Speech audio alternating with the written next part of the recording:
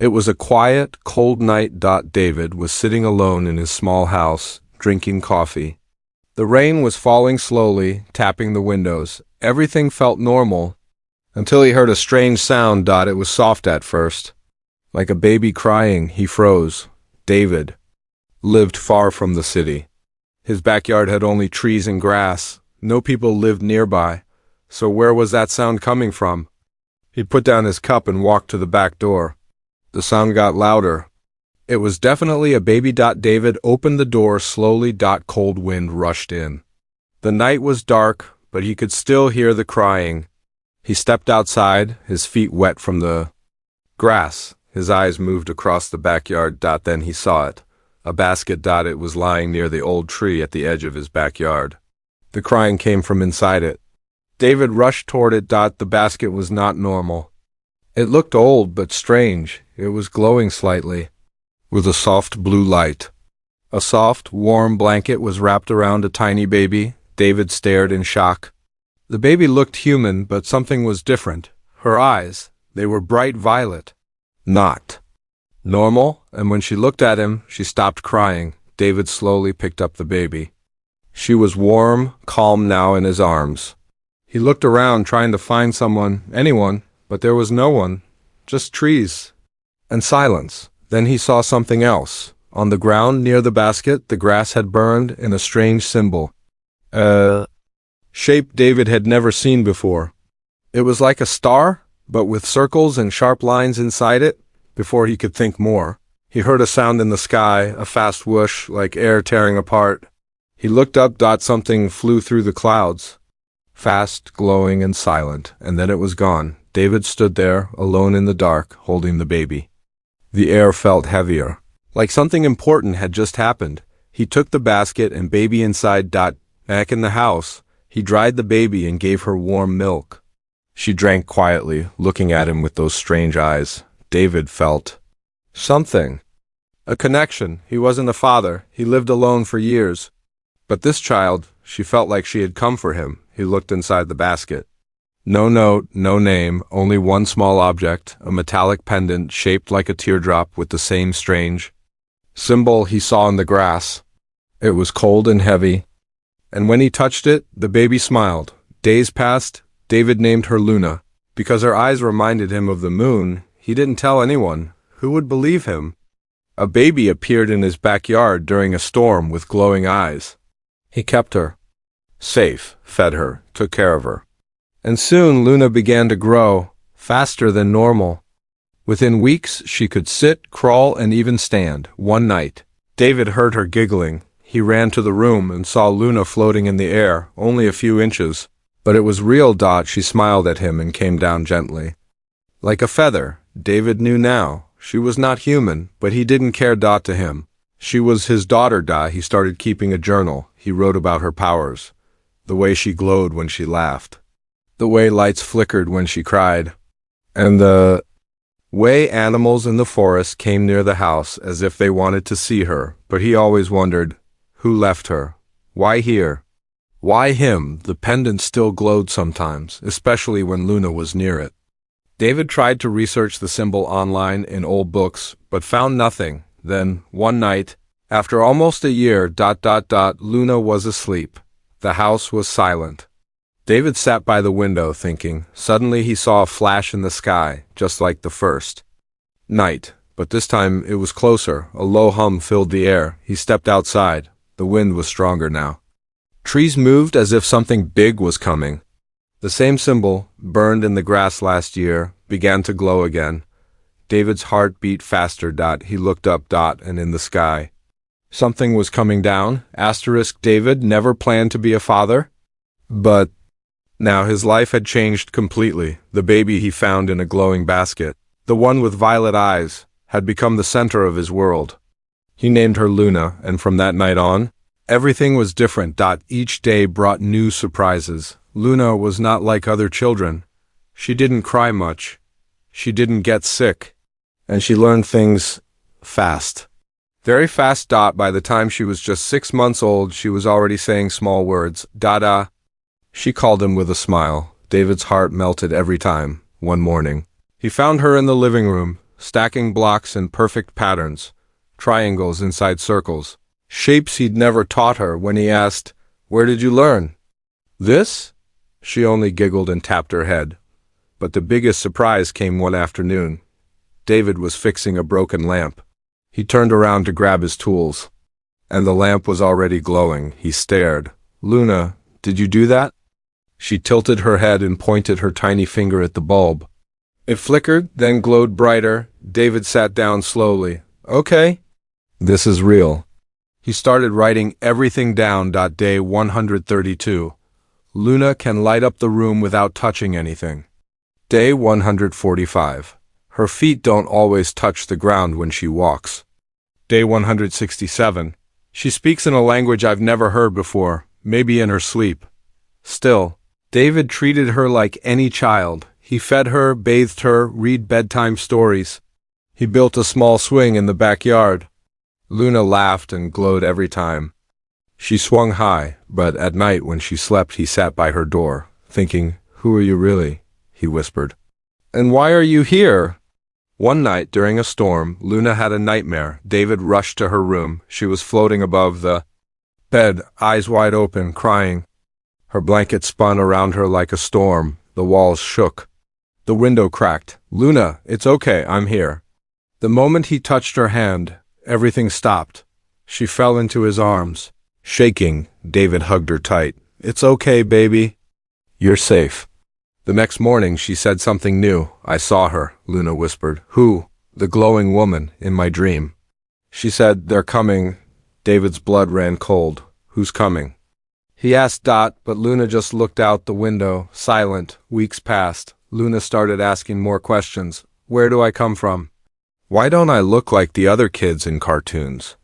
David always answered carefully, "You're special. You came from the stars, but you're mine now." She smiled when he said that, but deep inside, David was scared. He still had the pendant, the strange metallic piece he found in her basket. He had searched the internet, asked old professors, even posted in mystery forums. No one knew what the symbol meant. Sometimes, when Luna touched it, it glowed softly. One time, it even floated in the air for a few seconds. Something was hidden inside it. He could feel it. One quiet night, David sat outside under the stars. Luna was asleep. He looked at the sky. "If anyone's out there, if she has family, why did they leave her with me?" Just then, a soft voice behind him said, "You were kind." He turned quickly. It was Luna, holding the pendant. "You were kind," she repeated. "That's why she chose you." David looked at her. "Luna, who told you that?" She shrugged. "I just know." The next day, strange things started happening. Animals began gathering near the house. Birds, rabbits, even a fox. They didn't run away. They just watched the house quietly. David stood at the window. "Something's changing," he whispered. He kept Luna inside that day. Locked the doors. Turned off the lights. That night he had a dream. He saw a woman, tall, glowing, with eyes just like Luna's. She stood in a silver room looking at a screen. David could hear her voice, not from her mouth, but directly in his mind. "She is the key. Protect her. They will come soon." He woke up sweating. Luna stood at the door. "You saw her too," she said. David knew now. Luna wasn't just a random child from the stars. She had a purpose, and he had a job to protect her.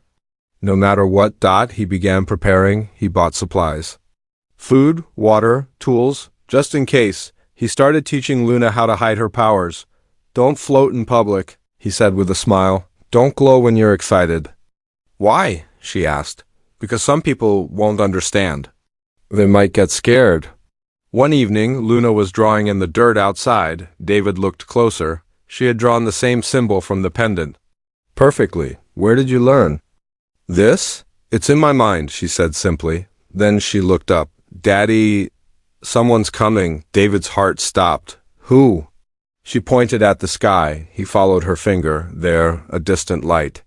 Moving fast. Not a plane, not a star. Something else. Something returning. The night was quiet.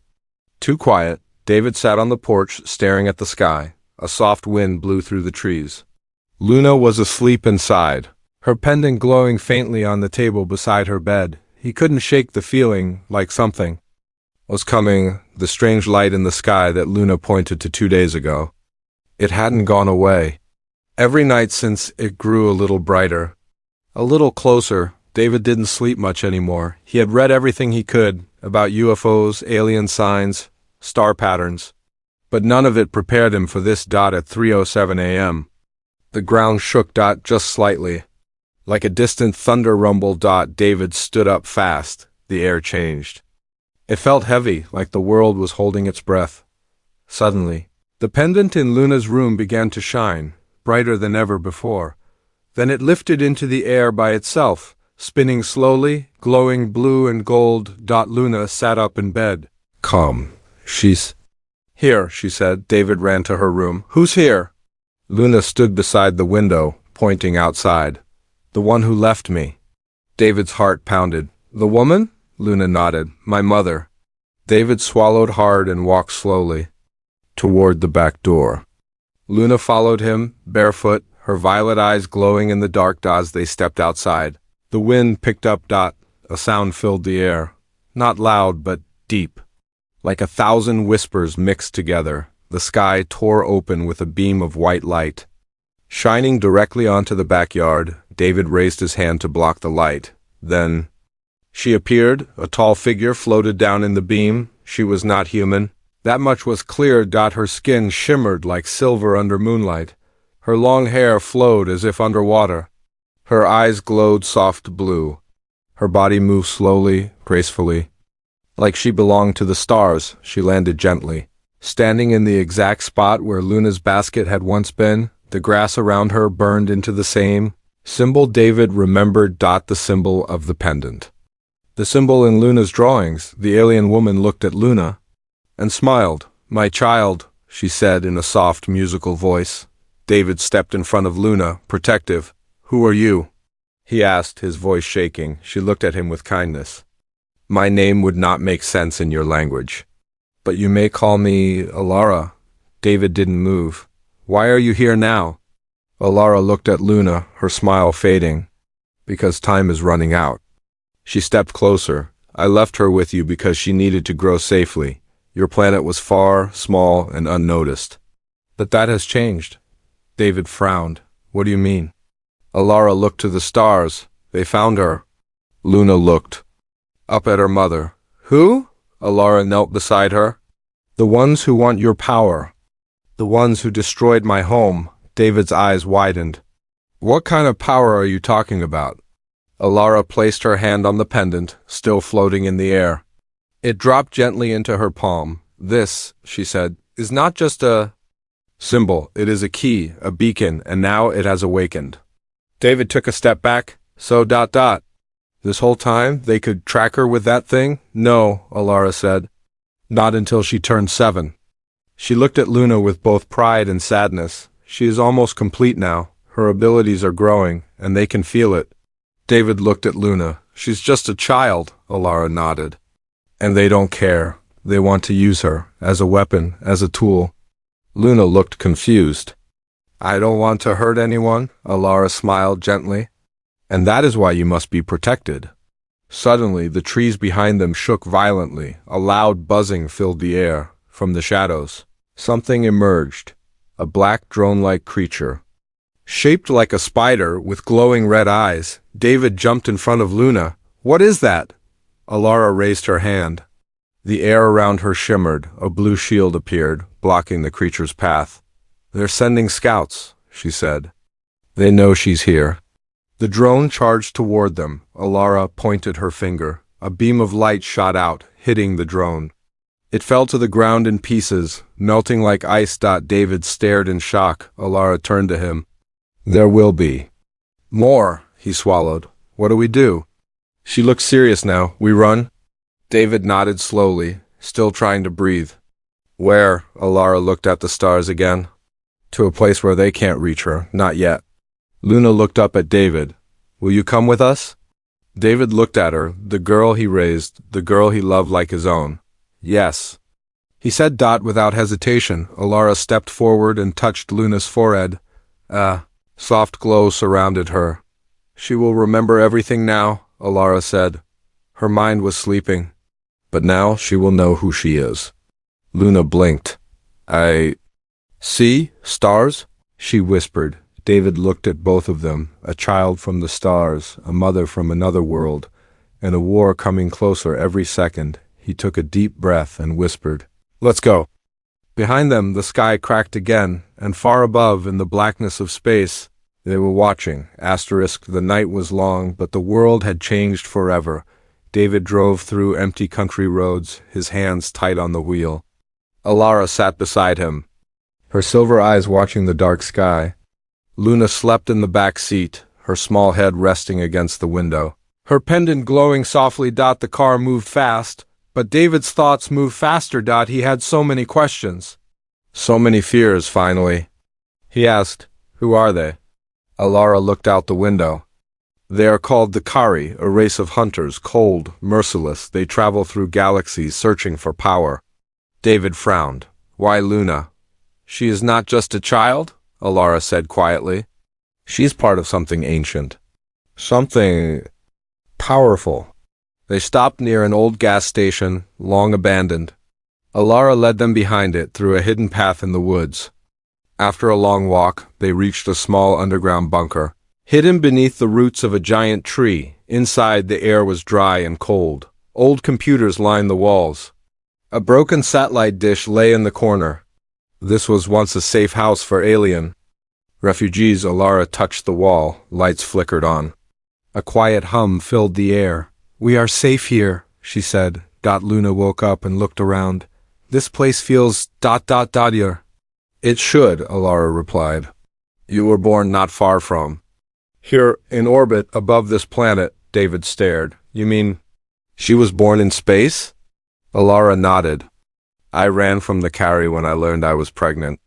I escaped to this system. Earth was hidden, quiet. I thought we were safe." David sat down slowly. "And then they found me," she said. "I fought them, barely escaped. I had no choice. I left Luna with you." David looked down at the floor. "Why me?" Ilara's voice softened. "Because you were alone, kind, strong in spirit. And the pendant, it chose you." David picked up the pendant from the table. It pulsed with warm light like a heartbeat. "What is this really?" "A memory keeper," Alara said. "It holds pieces of her mind, locked away." She was too young, too powerful. If she had remembered everything too early, it would have destroyed her. Luna looked at David. "But I remember now. I see lights, ships, battles. I see you, Mom. Fighting in the sky." Alara held her hand. "Yes. And soon you'll remember more. But we must be careful." David stood up. "What do they want from her?" Alara answered without emotion. "They want to use her to open the gate of Valian." David blinked. "What's that?" "A weapon or a prison. No one knows for sure. It was sealed thousands of years ago. Only a child born of two bloodlines can unlock it. And Luna is that child?" he asked. "Yes," Alara said. "She is half Kari and half from my race, the Elayari." David looked at Luna with new eyes. "So she really is the key," Alara nodded. "And if the Kari get her, they will open the gate and take control of everything beyond it." Silence filled the room. Then Luna whispered, "I don't want to be a key. I just want to stay with Dad." David held her close. "And you will. We'll find a way." Alara stood. "They are already searching. The drone you saw, it was just a scout. Once they're sure she's here, they'll send more." David's voice grew firm. "Then teach us how to fight." Alara raised her eyebrow. "Fight the Kari? You're just a man." "I raised her," he said. "That has to count for something." The next morning, training began. Alara showed Luna how to focus her energy, how to make shields, how to listen to the air, feel danger, bend light. David watched closely, learning too. He wasn't like them. No powers, no glowing eyes. But he had heart, and he had purpose. By the third day, Luna could lift herself into the air for nearly a minute. She could light up the entire bunker just by breathing deeply. Her eyes shined brighter than ever. David noticed something else too. Her drawings changed. She now drew ships. Big, dark ships. Full of eyes, she said. I see them when I close my eyes. They are coming, Alara whispered. The carrier near. That night, alarms rang. The computers in the bunker flashed red. David jumped from his bed. What is it? Alara checked the screen. Something broke the outer scan. Field, they're here. Luna stood at the doorway, calm. I dreamed this, she said. They come from the sky and through the ground? David grabbed a backpack. We have to leave. Alara shook her head. We can't run forever, not anymore. She turned to Luna. Are you ready? Luna looked at both of them. Yes. Outside, the forest glowed with strange red lights. Above, the stars seemed to blink, as if something massive blocked them. The secret war had begun. The forest was no longer silent. Red lights moved between the trees. Machines buzzed like angry insects. The carry had arrived. Inside the hidden bunker, David stood beside Luna, holding a flashlight in one hand and a small backpack in the other. His heart beat fast, but his mind stayed focused. There was no room for fear now. Alara stood near the door, calm and alert. Her silver skin glowed slightly in the dim light. She touched the wall and whispered something in her language. A hidden panel opened, revealing a narrow tunnel underground. This is the escape path, she said. It leads to the old transport bay. We must move now. David nodded. Let's go. The tunnel was cold and tight. The walls were rough stone, carved long ago by someone who planned for this day. Luna walked between them, quiet, her violet eyes glowing faintly. She held the pendant in her hand. It pulsed like a heartbeat, faster than before. They're close, she whispered. Alara placed a hand on her shoulder. You are brave. Do not be afraid. I'm not, Luna replied. But they're angry. I can feel it. Suddenly, the tunnel shook. Dust fell from the ceiling. A loud boom echoed behind them. They found the bunker, David said. How far is the exit? 5 minutes, Alara answered, but the ground shook again, harder. This time, a crack formed in the ceiling and a strange, sharp light flashed behind them. They're breaking through the wall! David shouted. Alara turned and raised both her hands. A glowing shield formed behind them, blocking the tunnel. Run? She said, I'll hold them. David grabbed Luna's hand and pulled her forward. We're not leaving without you. I'll follow, Alara promised. Go now. They ran through the winding tunnel. Luna's steps were small, but fast. Her pendant lit the way, guiding them through the dark dot. At the end of the tunnel, they reached a large metal door. David tried to open it, but it wouldn't move. No power. He muttered, There has to be another way. Luna stepped forward. Let me try. She placed her hand on the door. The symbol on her pendant glowed bright, and the door unlocked with a heavy click. The door slid open, revealing a massive underground hangar full of old alien machines, dust, and one large object in the center. A ship. It looked like a bird made of silver stone, resting on 3 glowing legs. This is the transport, Alara said behind them. She was covered in dust, breathing hard but still standing. They broke through, she added. We have little time. David helped Luna into the ship while Alara powered the systems. Strange symbols lit up across the walls. The ship hummed to life. Suddenly, alarms blared. A new sound echoed through the hangar, metal scraping. Footsteps that weren't human. Carry drones had found them. David looked through a window and saw them, tall black machines with long arms, glowing red. Eyes and no mouths, they moved like shadows, fast and silent. They're coming in. Luna turned to Alara. Can we fly? Alara shook her head. We need 60 seconds to charge the core. David pulled a small alien blaster from the wall. Then we buy time. He stood at the ramp entrance, holding the weapon with shaking. Hands, you okay? Alara asked. No, he said, smiling weakly. But that's never stopped me. The first drone jumped onto the ramp. David fired. A burst of blue light struck the drone, throwing it back. 2 more appeared. Luna raised her hand. Her eyes glowed. Stop, she shouted. A wave of force blasted out from her, not physical, but pure energy. The drones froze in place, buzzing violently, but more kept coming. crawling along the walls. Dropping from the ceiling, Alara shouted, "Core charged! Get inside!" David backed into the ship. Alara hit the launch switch. The ship rose quickly. Engines burning blue fire. Below, the carry drones screamed in static as the ship pulled away. The hangar collapsed behind them. Through the window, David saw the earth crack open where they had stood. "We were almost too late," he said. Alara sat at the control panel. "We still might be." Luna floated above the floor slightly, glowing softly. She looked calm, different though David noticed. "What's happening to her?" "She's awakening," Alara said. "Her full mind is unlocking. She's becoming what she was meant to be." Suddenly, the ship's screen blinked. A message appeared. In carry symbols. Luna stared at it. "They're speaking to me," she said. "They want me to come. They say I belong to them." "No," David said quickly. "You belong to no one." Luna turned to him and smiled. "I know. That's why I'm going to stop them."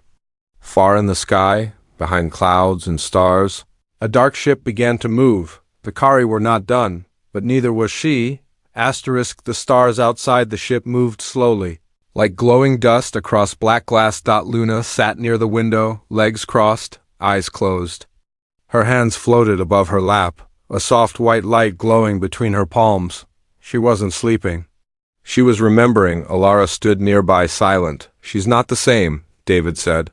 "Watching from the other side of the ship, she's becoming who she was born to be," Alara replied. "But she's still your daughter." David looked at Luna. "I just want her to be safe." "So do I," Alara said. "That's why we must prepare her. The Kari will return, stronger than before." Hours passed inside the ship. They had escaped Earth for now and entered deep space. Alara set course for a hidden moon called Cellon 9, where they could train Luna in peace. The Kari wouldn't find them there. Not easily, but time was short. Luna had begun to change. Her voice sometimes echoed when she spoke. Lights flickered when she touched things. And her dreams were no longer dreams. They were visions on. The third day, she spoke her first prophecy. "We don't have much time," she said calmly. "Their leader is coming. Not just machines, but the mind behind them." Ilara's face grew serious. David asked, "Who is the leader?" "His name is Verith," Alara said. "He was once like us, until he gave his soul to the machines. Now he leads the Kari. What does he want with Luna?" David asked. Alara looked away. "He wants what's inside her, her mind, her power. With her, he can open the gate of Valian and take control of the universe." David clenched his fists. "Then we don't let that happen." They landed on Cellon 9, a cold, quiet moon with silver trees and glowing rivers. Strange animals walked silently in the shadows, but none came close. "This place is alive," Luna said softly. "Yes," Alara nodded, "and it listens." They built a small camp near the crystal cliffs. Alara began teaching Luna how to shape her powers, not just react with emotion, but focus them with control. "Energy flows through all things," she said. "You must learn to feel it, then guide it." Luna trained every day. She could lift rocks, control light, hear the thoughts of animals, and even see short moments into the future. David watched with both pride and fear. She was becoming something more. One night, David sat with Luna under the stars. "Do you miss Earth?" he asked. Luna nodded. "I miss our house, my bed, my swing." David smiled. "I miss your laughter." She leaned against him. "You're still my dad, right?" "Always," he said. She was glowing again, gently, like moonlight. David knew then, no matter what powers she had, her heart was still the same. But peace didn't last. The next morning, Luna awoke from a vision. "He's here," she said. "Verith, he's close." Alara scanned the skies. A shadow moved in. Orbit above the moon. A dark ship, massive, silent, shaped like a claw reaching for the stars. "They found us," Alara said. David ran to the ship. "Can we run again?" "No," Alara said. "They'll follow us anywhere now?" Luna stood still. "I don't want to run." David looked at her. "What do you mean?" "I'm tired of hiding," she said. "If we keep running, more people will get hurt. It has to end." Alara placed a hand on Luna's shoulder. You are not ready to face him. I have to be, Luna said, because he's not coming to take me. She looked at David. He's coming to take everything. David stood quietly. He wanted to tell her no, to keep her safe. But he saw the strength in her eyes. The calm. She wasn't just his little girl anymore. She was something greater now. That night, Luna walked alone into the glowing forest. The trees whispered around her. The river sang softly. She reached the crystal cliff and sat in silence. Then she raised her hands and called to the stars. Above her, the clouds parted. The stars shimmered brighter. And then one star moved. It blinked, shifted, and began to fall. David and Alara ran to her side. What did you do? Alara asked. I called him, Luna said. Vareth. David stepped back. You brought him here? Why? Luna looked at them calmly. Because I don't want to run anymore. I want to face him. In the sky, the black ship opened. A voice echoed in their minds. Deep, sharp, cold, child of two worlds. Come forward, join me, accept your place. David covered his ears. It's inside my head. Luna stood tall. He's not talking to you. He's talking to me. She walked toward the voice, toward the light, toward her destiny, and the ground began to shake. The ground trembled beneath their feet. Above the glowing cliffs of Sela 9. The black carry ship opened like a metal flower, its long arms stretched outward. From its center, a shape descended, tall, sharp, cloaked in shadows. Varit, hidden walk.